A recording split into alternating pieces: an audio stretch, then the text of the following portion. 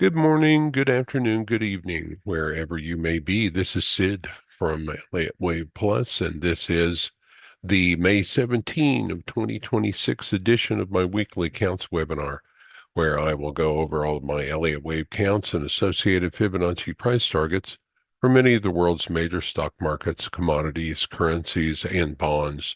Hurst cycle analysis, as well as a number of additional forms of technical analysis, will also be considered on virtually all items.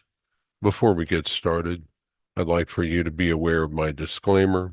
It's at my website, elliottwaveplus.com. To read the disclaimer in full, please go to the site, scroll to the bottom of any site page there, and click on this Terms of Service Disclaimer tab. And when you do, the disclaimer will pop up. Please go there and read that in full.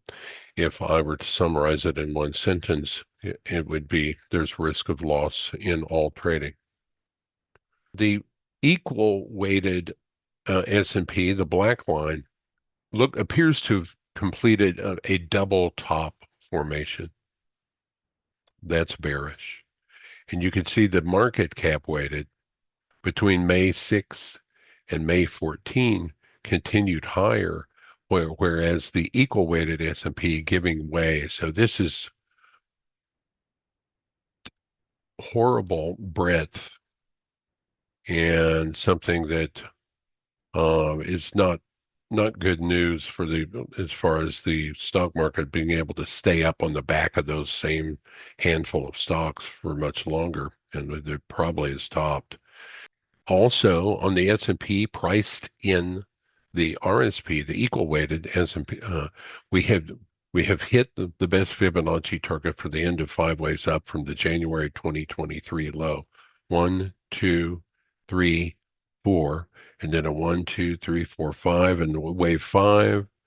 Best target always for wave 5 is where it is on a similar chart, 0.618 times the net traveled of 1 through 3, and that target was hit on Friday last week.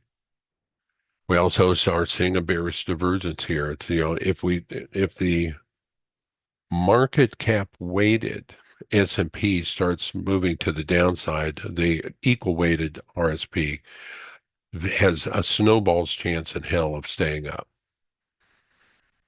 There's the 7 or 8 stocks that constitute the largest stocks in the S&P. Really, maybe let's say 10 stocks. They're almost half of the S&P. It's certainly, I would say, 40% now. And it's all tech. It's all AI. It's all part of the AI narrative. The VIX, Hurst thinks that was a 20-week cycle trough now, and Hurst is bullish on the VIX up through late June next. The FSC cycle tool is also bullish for longer, all the way through October 2, but it isn't as exacting as Hurst is, and it turns to the upside on the VIX starting a little later in May. But I think that we've seen a bottom on the VIX right there, and I think the VIX is probably going to work its way higher.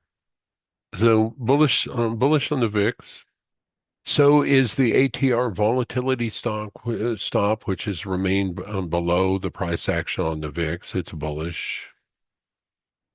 We don't really have a perfect storm of bullish sentiment on the VIX, but we do have the commercials on the 12-month look back getting longer, and we got down to a real bottomy sort of number, 19 on the daily sentiment index.